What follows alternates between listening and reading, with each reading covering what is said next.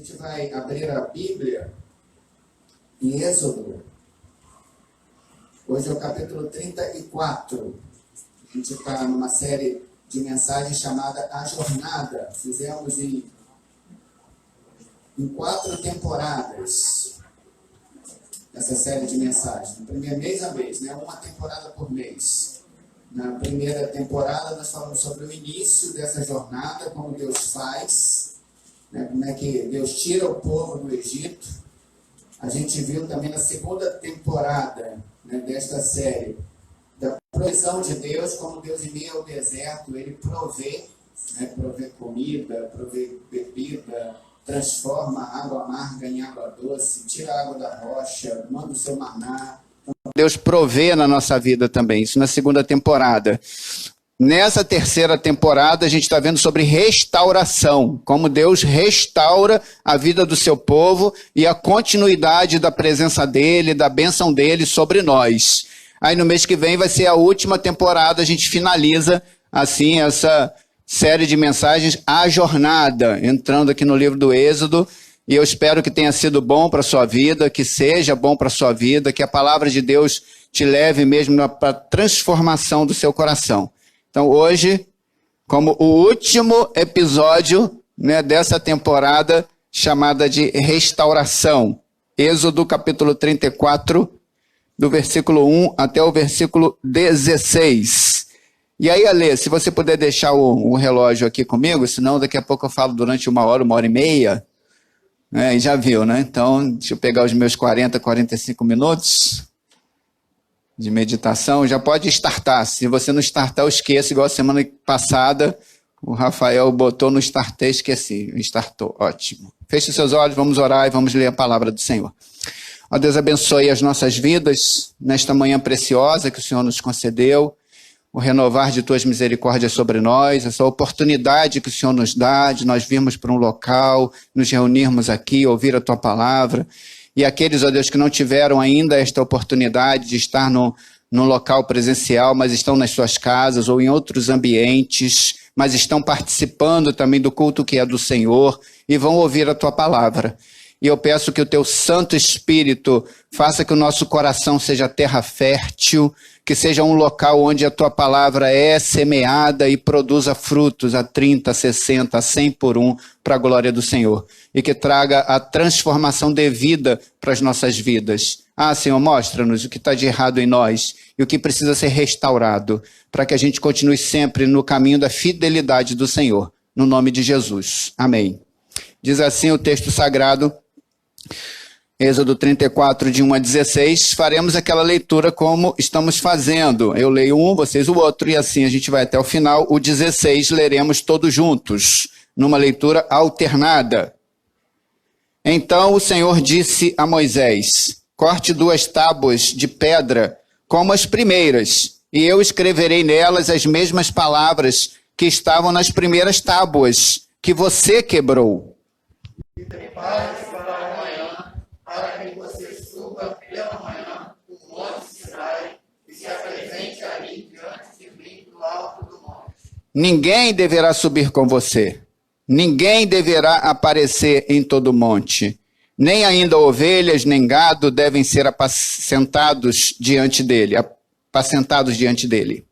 Então Moisés cortou 2 tábuas de pedra com as primeiras, e levantando-se na madrugada, subiu o monte Sinai, como o Senhor lhe havia ordenado, levando nas mãos as 2 tábuas de pedra. O Senhor desceu na nuvem, esteve ali junto de Moisés e proclamou o nome do Senhor. O Senhor passou diante de Moisés e proclamou: O Senhor Deus compassivo e bondoso, tardio em graça, de grande misericórdia e fidelidade. Que guarda a misericórdia em 1000 gerações, que perdoa a maldade, a transgressão e o pecado, ainda que não inocente o culpado, e visita a iniquidade dos pais nos filhos, e nos filhos dos filhos, até a 3ª e 4ª geração. Imediatamente Moisés curvou-se para a terra e adorou o Senhor. E disse, Senhor, se agora alcancei favor diante de ti, continua no meio de nós. Porque este povo é teimoso, perdoa a nossa iniquidade e o nosso pecado, e toma-nos por tua herança. Então o Senhor disse: Eis que eu faço uma aliança diante de todo o seu povo, farei maravilhas que nunca foram feitas em toda a terra, nem entre nação alguma, de maneira que todo esse povo em cujo meio você está veja a obra do Senhor, porque coisa terrível é o que faço com você. Observe o que hoje eu ordeno a vocês. Eis que expulsarei da frente de vocês os amorreus, os cananeus, os heteus, os ferezeus, os heveus e os jebuseus.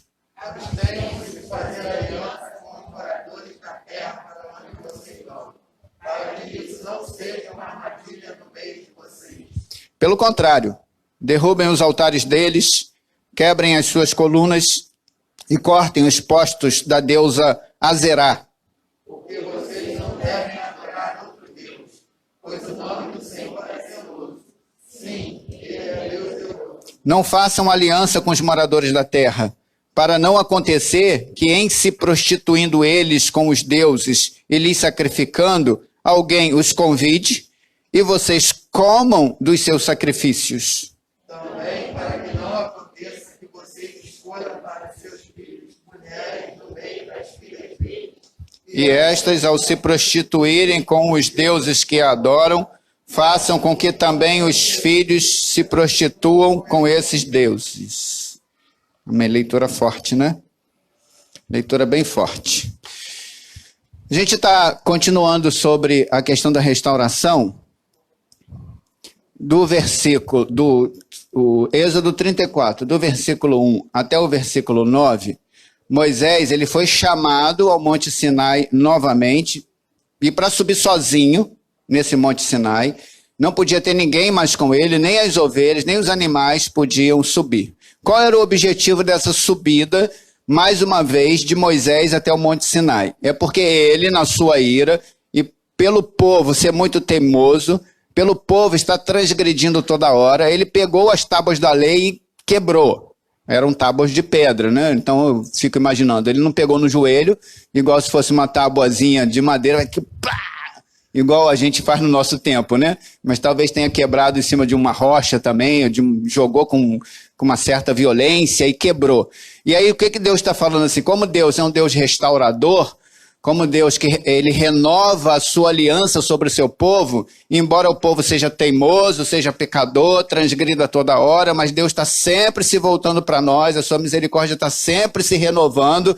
E aí ele fala para Moisés: Moisés, sobe no monte, você sozinho, pega mais 2 tábuas, trabalha essas 2 tábuas e traga no monte, porque eu vou escrever as mesmas coisas que escrevi nas primeiras. Lógico que tem aqui uma tradução que a gente pode pensar assim: quem escreveu? Foi o próprio Deus que escreveu ou Moisés que escreveu em nome de Deus? Alguns vão transitar nisso, né? E vai gerar uma polêmica. Não, foi Deus, foi o dedo de Deus. Aí fala assim: então Deus pegou o seu dedinho com um tipo de laser, né? Na ponta dele, tipo... Ou então o próprio Moisés, né? Com uma talhadeirazinha pequenininha, com um martelinho, ficou lá... E aí, palavra por palavra, né? Assim, ele voltava-se para Deus e falava assim: Senhor, essa aí é com C cedilha ou com 2 S ou com S só? Aí Deus falava: Moisés, não sabe? 2 S, Moisés. Pelo amor de Deus, né? Deus, pelo amor de Deus, 2 S, né? Mas não é essa expressão, né, que a gente pode encontrar aqui. Mas Deus pede e a gente compreende que a palavra é de Deus. Ele que escreve no sentido que ele dá a palavra. Não no sentido somente que ele ponha no papel. Porque ele usa homens, né, para poder pôr no papel, para que a palavra dele seja feita na nossa língua, né, para que a gente compreenda a palavra dele. Mas assim, foi Deus quem escreveu? Sim, foi ele quem falou. Então a palavra é dele, a palavra não é de Moisés, a palavra não é de homem nenhum. Quando a gente lê a Bíblia, nós compreendemos que é a palavra de Deus. Que foi o próprio Deus, dentro da história, ele deu a sua palavra para orientação da vida do seu povo. E é por isso que há tanta dificuldade em muitas pessoas compreenderem a palavra. Claro, não é do povo de Deus. O Espírito não move o coração, não vão compreender. Fábio Boechat. Não vai compreender se o Espírito Santo não der compreensão para ele. Ele fala assim, porque quanto mais eu leio a palavra, para mim ela se torna mais ridícula. E vai se tornar, porque coração ímpio, coração que não compreende. Então, para compreender a palavra de Deus, há a questão espiritual. O Espírito é quem toca no nosso coração. E a gente compreende que o próprio Deus é quem fez, o próprio Deus é quem deu a palavra. Assim nós compreendemos. Então, essa parte aqui, quando Deus fala assim, Moisés, você quebrou as tábuas, o povo é teimoso, mas sobe aqui no monte, você sozinho, traga as 2 tábuas, que eu vou dar para você as leis novamente, as mesmas palavras que eu dei nas primeiras tábuas, são as mesmas palavras que eu vou dar na segunda tábua. Ou seja, não há variação em Deus. Deus não muda como nós. A palavra de Deus continua a mesma, desde o seu início, e ela vai continuar a mesma até o final, até ele nos resgatar. Não há variação na palavra de Deus.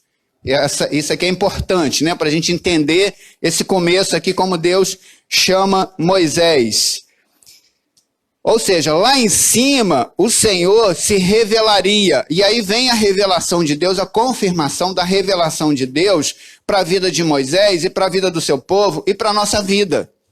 Nós precisamos, como pessoas do ano de 2021, pessoas que servem ao Senhor, olhar para o nosso Deus e ver Deus nessas características.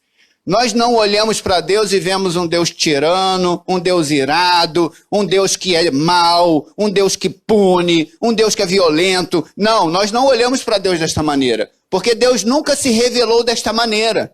A revelação de Deus para a vida do seu povo e a restauração que ele traz para a gente no nosso coração durante todos os dias é fazer com que a gente olhe para ele, que é o nosso Senhor, de uma forma bíblica, de uma forma genuína. Então eu quero conduzir o seu coração nesta manhã, conforme a Bíblia assim está nos orientando, para que a gente olhe para Deus desta forma. Ele é o nosso Senhor. Que Deus é esse que nós servimos? Olhe para a Bíblia. Olha aqui o que ele vai falar. 34, né? Então Moisés cortou, versículo 4. Então Moisés cortou 2 tábuas de pedra como as primeiras, e levantando-se de madrugada subiu ao monte Sinai, como o Senhor lhe havia ordenado, levando nas mãos as 2 tábuas de pedra. Versículo 5. O Senhor desceu na nuvem, e teve ali junto de Moisés, e proclamou o nome do Senhor, o nome dele mesmo. E o Senhor passou diante de Moisés e proclamou. Então o que Deus proclama? O que Deus fala dele mesmo? Quem é ele? Quem é o Senhor para a gente? Versículo 6. O Senhor passou diante de Moisés e proclamou. O Senhor Deus, o que Deus é? Compassivo. Olha só, ele fala assim, eu sou, porque Deus poderia, nessa trajetória do povo de Israel, que foi tirado do Egito e pecou, Deus ia exterminar o povo. E aí ele fala assim, olha, eu não vou exterminar vocês, porque eu sou Deus compassivo, revela compaixão, é que se compadece da miséria, que se compadece dos outros, da maldade. Não é um Deus tirano. Não é um Deus irado, não é um Deus que pune você, porque talvez na sua cabeça esteja assim, não, Deus, eu pequei, Deus me puniu, Deus está me punindo, Deus está me castigando, olha o que Deus está fazendo comigo. Não, ele é o Senhor de compaixão, ele é compassivo, diz o texto. Então, quem Deus é? Primeiro, Deus é compassivo. Segundo, olha para aí o que Deus é. O que ele é? Bondoso. É um Deus de bondade.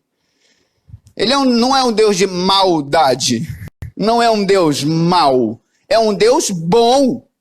Quando nós olhamos para a nossa vida e a gente vê, eu falei isso aqui no domingo passado, né? Quando a gente vê uma doença que se estabelece na nossa casa, né? É um desemprego que vem à nossa frente, às vezes quase que seca dentro da nossa casa, não para de pingar às vezes, mas quase que dá uma secada porque fica muito escasso, há uma escassez dentro de nós, há inimizades, e as coisas vão acontecendo, aí a gente acha assim, Deus é mau, está punindo a gente. Não, ele continua sendo bom, ele continua sendo Deus, Ele continua sendo Deus de bondade. A gente é que não compreende determinadas coisas. Pessoas que passam pelos seus dilemas da vida, né, e nós encontramos pessoas na nossa comunidade de fé que passam esses dilemas, eu sempre falo assim, olhe para a bondade de Deus. Deus está te dando uma oportunidade diante disso, diante dessa dificuldade que você está vivendo. Não é maldade do Senhor, mas é uma oportunidade de trabalhar seu coração, é uma oportunidade de te firmar mais na presença dele, é um chamado de Deus. A gente precisa compreender assim, quando nós nos angustiamos no nosso coração, quando nós passamos pelos dilemas da vida, é Deus nos chamando. O sofrimento não é um sofrimento para nossa destruição, o sofrimento muitas vezes ele tem um significado de aproximação de Deus, é o amor de Deus nos chamando, é Deus nos chamando pela madrugada, a gente se angustia, eu estou muito ansioso, eu acordei de madrugada, fiquei lá várias horas, aí liguei televisão, vai orar. Em vez de você ligar a televisão, em vez de você pegar o celular, em vez de você olhar lá, eu vou olhar, ver o que está no Facebook, ver o que o Arthur, que casou ontem, botou lá, pô, vídeo maneiro, pô, legal. Aí vou ver de novo, fica 3 horas vendo de novo. Cara, ajoelha, ora, coloca diante de você e fala, Deus, eu estou angustiado. Olha o que está acontecendo, como foi o Senhor quem fez? Foi. Aí, as coisas que estão acontecendo, faz isso. Eu me lembro que teve uma moça uma vez que ela chegou e falou assim, pastor, eu passei uma noite, domingo de manhã. Ela falou assim, pastor, eu passei uma noite terrível, uma angústia no coração. E aí eu fiquei lá brigando com Deus. Eu pensei assim, parece até Jacó brigando com Deus, aí chega no momento que Deus toca na coxa de Jacó e a articulação, né? Jacó não consegue andar direito, fica mancando, aí ele cansa, aí Deus abençoa e ele dorme. Eu me senti assim, pastor, lutando a noite inteira e orando com Deus, falando de minha angústia. Aí chegou num determinado momento que eu dormi. Apaguei. Pastor, hoje eu acordei de manhã renovada. E Deus trabalhou o meu coração. Ele é bom, né? Eu falei assim, sempre. Deus é bom sempre. E ele está proclamando isso aqui. A proclamação de Deus é uma proclamação, ele falou assim, eu sou compassivo. Eu sou Deus bondoso. Mas o quê? Dá uma olhadinha aí. Olha e diz para mim. Ele é Deus o que agora? Em algumas traduções diz longânimo. Em outra, nessa versão, que é NAA, ela vai dizer assim, tardio em irar-se. Eu gosto da palavra longanimidade, longânimo. Eu não sei se você já deu uma analisada nessa palavra, mas longânimo é o contrário de pavio curto. Não sei se você conhece gente de pavio curto. Aqui não tem. Na França, né? Na França tem gente lá de pavio curto, mas aqui não tem. Se os franceses estiverem ouvindo, falam, não, na França não tem não. Assim, em algum lugar tem o pavio curto. Dentro da nossa comunidade de fé não tem não pavio curto. Porque o pavio curto é aquele que se estoura com facilidade, qualquer coisa, né? Falou que explode, explode, explode. Deus não é pavio curto. Ele demora em se irar. Então a palavra longânimo, ela é assim, para você compreender. Longânimo.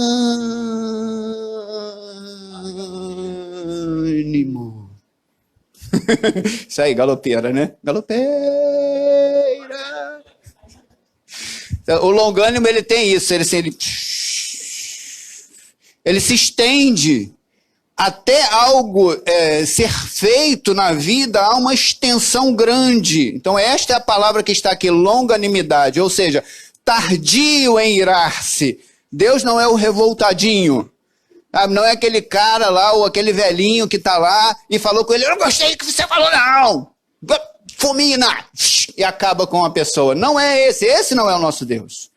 É uma caricatura que a própria sociedade tem pintado de um Deus que não se revela como o nosso Deus. Esse não é o Deus que eu sigo. O Deus que eu sigo está aqui, está na palavra dele que não muda. O Deus que eu sigo se revelou, ele se proclamou. Ele disse assim, eu sou compassivo, eu sou bondoso, eu sou longânimo. Eu não me iro assim com facilidade, embora vocês sejam maus, teimosos, mas eu tenho um pavio longo.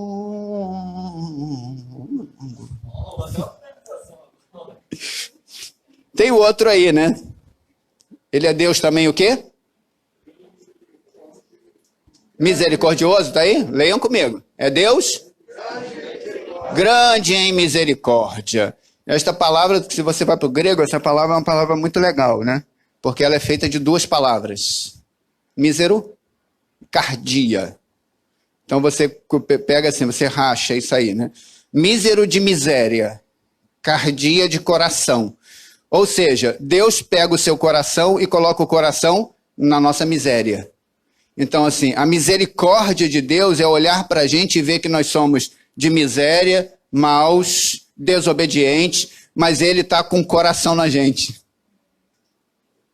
Ele não só coloca o seu raciocínio, a sua lógica, a maldade nossa contra a santidade dele. Ele põe o coração diante da gente. Ele fala assim, eu tenho misericórdia de vocês. Eu coloco o meu coração na vida de vocês. Essa proclamação de Deus é que Ele é compassivo. Diga aí comigo, Deus é compassivo, Deus é bondoso, Deus é longânimo ou tardio em irar-se, Deus é misericordioso ou grande em misericórdia. E o último, o que diz aí?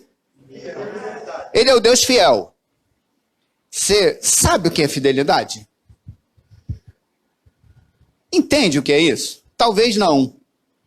Talvez a gente esteja numa sociedade, numa cultura que corrompeu tanto o valor da fidelidade que não compreende mais isso. Aí fala assim, eu sou fiel enquanto o outro está caminhando comigo. O dia que eu me senti... É que a cultura do descartável, né? A gente vive essa cultura do descartável. Eu tenho lá o meu companheiro, minha companheira, eu tenho lá a Adriana, minha esposa, e aí, né, se ela me trata bem, se ela está, né, do meu lado e tal, ok. Do momento que ela se afasta ou me trata mal, eu me sinto fragilizado, aí eu tenho o direito de... Pode falar que é isso que fica no nosso pensamento nas novelas, né, nos filmes... E aí a gente fica torcendo lá nas novelas e nos filmes. Isso aí mesmo, tem que ir quem te dá valor. Não está te dando valor. Não está junto com você. É isso mesmo, fica com o outro mesmo, fica com a outra mesmo. E agora, na nossa linguagem, pode ficar a outra, pode ficar com a outra, o outro pode ficar com o outro. E a gente vive isso na nossa sociedade. Isso é infidelidade. Não há outra palavra para isso. Eu não proclamo isto. A proclamação da parte de Deus é uma proclamação que Ele falou dele mesmo. Eu sou fiel. A fidelidade de Deus não muda, porque a gente muda. Porque se a fidelidade dele mudasse, porque a gente mudasse, nós já estávamos mortos. Ele já tinha acabado com a gente. Já tinha botado todo mundo no inferno. O que vocês merecem é um inferno. Mas Ele é o Deus fiel à sua palavra. E Ele prometeu que a sua presença estaria conosco, que o seu amor estaria conosco, que a sua bondade estaria conosco. Ele prometeu que a misericórdia dele, o coração dele estaria com a gente. E Ele não muda. Não há variação em Deus. Não há mudança. Ele é imutável em seu ser, sabedoria, poder, santidade, justiça, bondade e verdade. Catecismo, nosso catecismo, a Confissão de Fé de Westminster. Ele não muda, não há variação. Não há possibilidade nenhuma de você falar assim, Deus não me ama. Não há. Ele é Deus cheio de amor, é cheio de graça, é cheio de bondade, e Ele se proclama aqui no texto. Vamos revisar. Quem Deus é? Quem Ele se proclama? Ele é Deus compassivo, Ele é Deus bondoso, Ele é Deus longânimo ou tardio em irar-se, Ele é Deus misericordioso ou grande em misericórdia, e Ele é o Deus fiel. Esse é o meu Senhor. Não sei se é o seu. Esse é o seu Senhor? Levanta a mão aí. Esse é o nosso Senhor, então, podemos falar assim. É este Senhor que nós seguimos.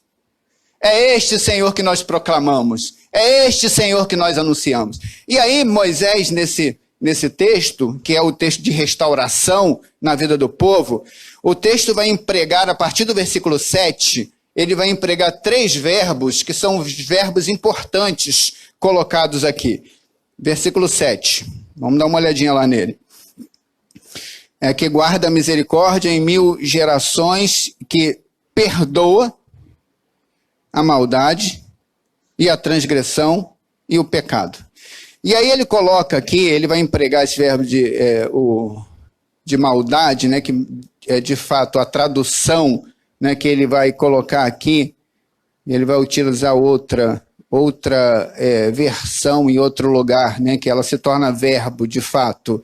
Mas aqui ele coloca como maldade, como transgressão e como pecado.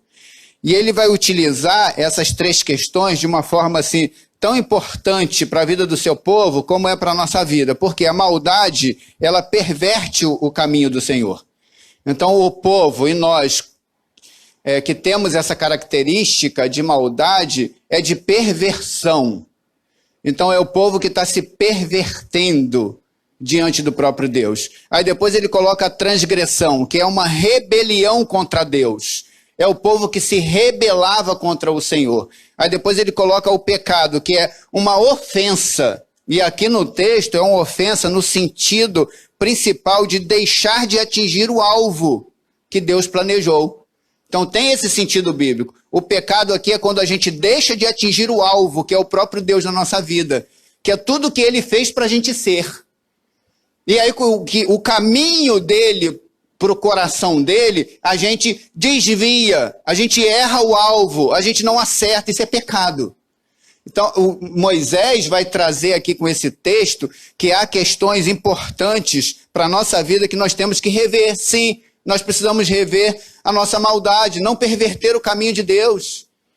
E isso traz ira para a gente quando a gente vê gente pregando coisas diferentes que não estão na Bíblia. Isso perverte o caminho de Deus, orientando pessoas e fora da palavra está pervertendo o caminho de Deus. Isso não deve acontecer no nosso meio.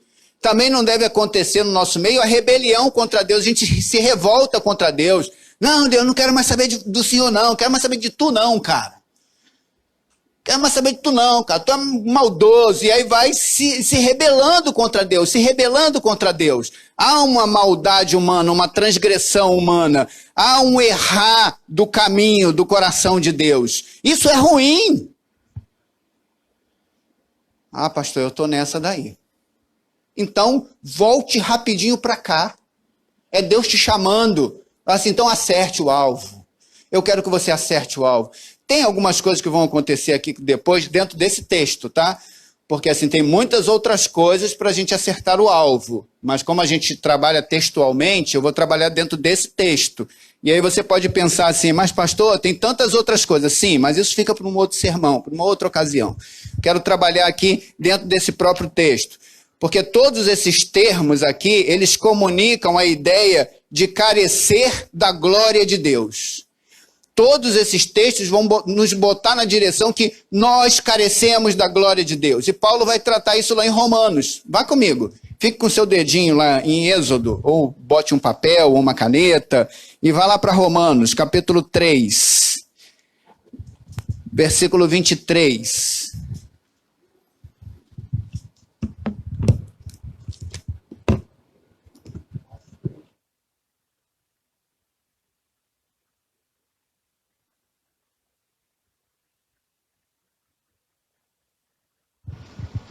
Romanos capítulo 3, versículo 23. Poderiam até ler uns versículos antes e uns versículos depois. Vamos ler do 21. Mas agora, sem lei, a justiça de Deus se manifestou, sendo testemunhada pela lei e pelos profetas. É a justiça de Deus mediante a fé em Jesus Cristo, para todos e sobre todos os que creem. Porque não há distinção. Vamos juntos aí? Pois todos pecaram e carecem da glória de Deus. Não há distinção. Todos pecaram. Todos carecem da glória de Deus. Então, quando Deus está falando com Moisés para transmitir o povo e levanta as terminologias, que no caso do texto hebraico são os verbos estabelecidos, fala assim, essas pessoas estão errando o caminho, elas estão transgredindo contra mim, elas estão amaldiçoando aquele que é o Senhor, que é bom, que é compassivo, que é misericordioso, que é fiel, que é tardio em irar-se. Então, precisa voltar neste caminho. Precisa voltar para a bondade de Deus, para o amor de Deus, deixar o caminho de perversão, deixar o caminho de transgressão, deixar de errar o alvo e começar a acertar o alvo, acertar a direção de Deus, corrigir a rota. Bota no Waze, ou então usa o Waze de Deus, o Waze divino. E não sei qual é outro nome que a gente podia inventar aí. O Alessandro, que é bom nisso, poderia botar um aplicativo novo? Ó, pensa aí, ó. Pensa aí que poderia inventar aí um aplicativo que é o aplicativo de Deus. Né? O aplicativo da rota de Deus. Aí qual é a rota? Legal a ideia, né? Alguém já pensou nisso? Já inventou? Legal, ó. Obrigado, senhor. Pode dar ideia aí para quem trabalha com isso, já colocar biblicamente a rota de Deus, o caminho de Deus, que seria muito interessante. Mas todos carecem da glória de Deus. E aí qual é a rota, né, nessa restauração? O que a gente tem que fazer? Qual é o caminho que a gente deve seguir? Aí ele vai dizer assim, os israelitas deveriam morrer por causa da desobediência à lei de Deus. Porém, estes, em sua misericórdia, os apagou. E aí ele coloca algumas coisas, a partir do versículo 10 até o versículo 16, a gente vai ver como Deus vai guiar, como Deus quer que o seu povo se conduza diante das nações, diante da terra onde vive, como nós. Vivemos no Brasil, no Rio de Janeiro, como nós nos conduzimos no meio de pessoas diversas. Você vai para a escola, você vai para a faculdade, gente com pensamentos diferentes, professores com filosofias esquisitas, sem embasamento muitas vezes. Eu já sentei no banco de faculdade, sei muito bem o que é isso, já tive vários debates com vários professores. Falei, professor, o senhor está desconsiderando a cultura tal, está desconsiderando o texto de fulano de tal, está desconsiderando o autor tal, que é na mesma linha do autor tal. Aí eles param e falam assim, você tem razão. Eu falei assim, então é melhor a gente parar com a discussão. Ele falou, é melhor a gente parar com a discussão. Eu falei assim, ok. Mas para isso a gente precisa do embasamento daquilo que a gente acredita. O nosso comportamento dentro dessa sociedade que vai revelar a restauração que Deus tem feito no nosso coração. Porque senão nós seremos as mesmas pessoas com as mesmas coisas. Não faremos nenhum tipo de diferença na sociedade. Seremos os mesmos aí. Perverteremos o caminho do Senhor, erraremos o alvo diante do Senhor, mas não somos essas pessoas. E aí nós vamos enfrentar diante da nossa sociedade várias coisas que precisamos enfrentar pela palavra, ao Deus que nós seguimos, ao Senhor da nossa vida. Por Ele nós morremos. Por Ele Jesus foi para a cruz. Por Ele os mártires foram queimados, foram comidos pelos leões, foram escorraçados, tirados das suas cidades, jogados para fora, mortos em valas enormes. Mas eles não renegaram a presença do Senhor e o caminho do Senhor por causa da sua pele, da sua dor, da sua carne. Mas eles sabiam que a glória prometida era muito maior e prazerosa do que a maldade deste mundo. E nós somos os novos da fé. Aqueles que continuam proclamando o Evangelho de Cristo, aqueles que continuam falando a verdade de Jesus nessa sociedade, na Marinha, no Exército, na Aeronáutica, na Polícia Civil, na Polícia Militar, em qualquer lugar, dentro do hospital e dentro das escolas. Nós somos esses. Ou você não é? Eu sou. Porque Deus permite que eu faça isso, que Ele tenha misericórdia de mim para que eu o siga até o fim. E aí ele vai dizer algo aqui a partir do versículo 10, que é muito interessante, né? Porque Deus ele renova a sua aliança com o povo aqui, faz uma promessa e uma advertência. E aí Deus, nessa renovação da aliança, ele faz uma promessa e uma advertência. Precisamos colocar isso na nossa vida, daqui para frente. Caminhar na promessa dele, mas observar a advertência. Há sinal vermelho. Há placa lá, não entre. Não vá, não siga daqui para diante. Se você seguir daqui para diante, olha, está errando o alvo. Então, há uma promessa estabelecida aqui e há uma advertência. Primeiro a gente vai ver a promessa. Dá uma olhada na promessa de Deus. A promessa é assim, versículo 10. Então o Senhor disse, eis que eu faço, o que diz aí? Diante de, farei que nunca em toda a terra, nem entre a nação em nação alguma, de maneira que todo este povo em cujo meio você está, veja a obra do Senhor. Olha só, Deus faz uma promessa, e ele diz assim ainda, porque coisa terrível é o que eu faço com você. Não ache que é só teologia da prosperidade. Cai por terra, né? Tem textos que jogam por terra algumas teologias, né? Faz assim, puf, já era, como é que eu vou embasar agora? Faz assim, não é porque coisa terrível acontece com a gente que Deus deixa de ser bondoso, compassivo, misericordioso, tardio em irar-se, fiel. Não é por isso. É porque vai acontecer mesmo. Aqueles que seguem ao Senhor, essas coisas vão acontecer. Isso é tragédia para a gente? Não, porque Deus nos sustenta, Deus nos dá força, Ele está com a gente, caminha com a gente em todas as dificuldades, a gente suporta. Então Ele vai dar condição para que a gente persevere até o fim. Como lá Policarpo, que morreu na fogueira queimado. Ele estava com o espírito tão em paz, tão tranquilo, que ele ficou lá um tempão e o fogo pegando e não pegava nele, até que chegou no momento que o fogo pegou nele e ele morreu. Mas ele estava com o coração em paz. Não é assim, Pedro, quando foi morto, e tantos outros que foram mortos. Estevão, quando você olha em Atos dos Apóstolos, né, você vai ver lá a história de Estevão, ele é apedrejado, e ele olha para o céu e fala assim, vê os céus abertos, e fala assim, ó Senhor, me receba na tua glória. E plá, pedra batendo. Eu fico imaginando isso. Caraca! Imagina pedrada no pé do ouvido. Ai, Senhor, me receba na tua glória. E pedrada no pé do... Oh, Jesus, estou vendo o céu aberto. Então, assim, Deus dá condição para que a pessoa passe por isso. Então, há uma promessa de realizar maravilhas a favor do povo de Israel, quando lançasse fora os habitantes de Canaã. É assim, eu estarei com vocês, podem ir firmes. Tamo junto, né? Linguagem do carioca. Tamo junto. Hashtag, tamo junto, vamos lá, tô com você, você pode passar, meu filho e minha filha, porque a minha promessa é que eu estarei com vocês. A minha promessa é que minha bondade estará com vocês. A minha promessa é que minha fidelidade estará com vocês. A minha promessa é que eu estarei com vocês. Mesmo que seja coisa terrível, eu te ajudo, eu te sustento. Esta é uma promessa. Aí depois vem uma advertência. Observe aí a partir do versículo 11.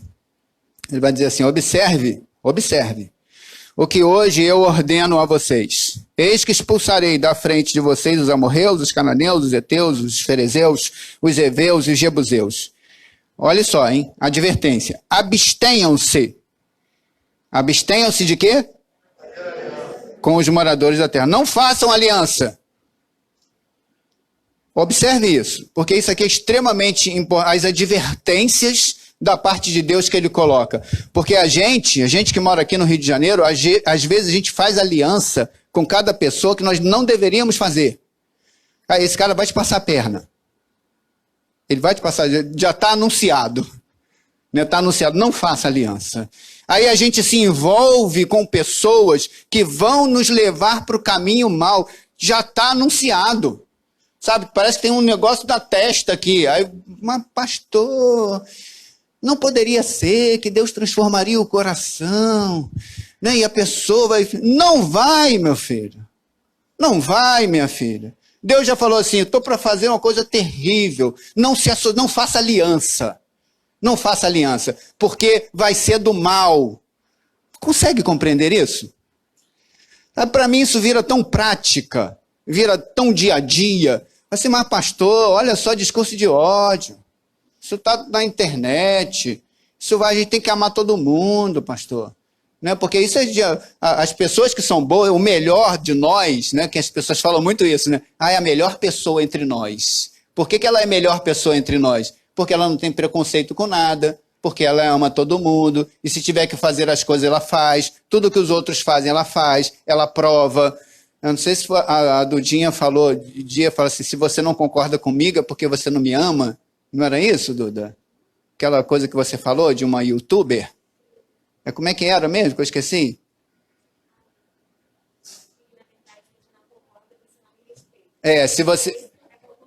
Se você não concorda comigo, você não me respeita. Porque o respeito é concordar comigo. Mas está correto, e youtuber falando isso.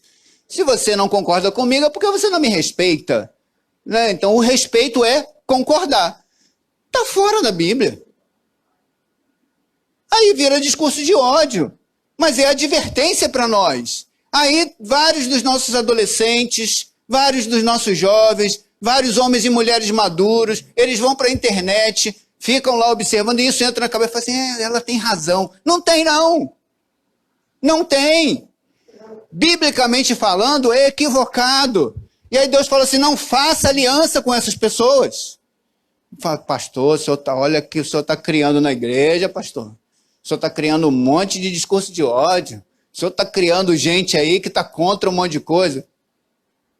É. Não dá para fazer diferente. Senão eu desço do púlpito, pego minha Bíblia e vou embora. Porque não será a palavra de Deus. Porque a palavra de Deus, ela tem advertência. Não faça aliança com algumas pessoas. A palavra de Deus, ela nos coloca de uma forma para que a gente não faça nenhuma prática idólatra. Que a gente não se associe com pessoas que vão contra Deus. Que se prostituem, né, e no sentido aqui da divindade, de ir para outros deuses, adorar outros deuses, pensar em outros deuses. Olha o que ele vai colocando daqui para frente. Versículo 12. Abstenham-se de fazer aliança com os moradores da terra para onde vocês vão, para que isso não seja uma... O que diz aí? É uma armadilha, irmão. É uma armadilha, irmão. Cuidado com isso que está acontecendo na sua vida. É uma armadilha para vocês, no meio de vocês, se estabelece no meio de vocês, ganha força no meio de vocês, perverte o pensamento de vocês, traz maldade para o meio de vocês. É armadilha, é laço, gente. Será que a gente não observa isso? É laço do inimigo, é laço do diabo. Olha o texto, versículo 13. Pelo contrário, o que ele diz aí? Derrubem os altares deles, quebrem as suas colunas e cortem os postes da deusa Azerá. Não pertencem a vocês, porque vocês não devem adorar outro Deus. Pois o nome do Senhor, o que é? Zeloso. E aí ele vai colocar as suas características até o final diante disso. Ou seja, largue os outros deuses, abandone. É a proposta, essa é a advertência. O que você tem que fazer? Faça isso. Volte para o Senhor, o Deus verdadeiro, o Jesus que nós conhecemos, o Deus santo, que morreu na cruz por mim e por você, que entregou a vida dele para que nós tivéssemos vida com Deus. E assim a gente pode seguir a esse Senhor, porque esse Senhor é compassivo, é bondoso, ele é longânimo, ele é tardio em irar-se, ele é grande em misericórdia e ele é fiel. Feche seus olhos. Ah, Deus, obrigado. Embora essa palavra seja dura para muitas pessoas, mas é a tua restauração. É o Senhor restaurando a tua nação. É o Senhor restaurando o teu povo. É o Senhor corrigindo a rota. É o Senhor nos colocando no caminho de que o Senhor mesmo fez para a gente na cruz de Cristo. E assim, ó Deus, é esse caminho que eu quero seguir. É o caminho do Senhor, que não há nenhum discurso de ódio nisso, mas há amor, a graça, a verdade, a bondade. E que isso, na verdade, seja fértil no nosso coração. E que a gente se volte, né, para o mundo, servindo o Senhor, no nome santo e precioso de Jesus. Amém.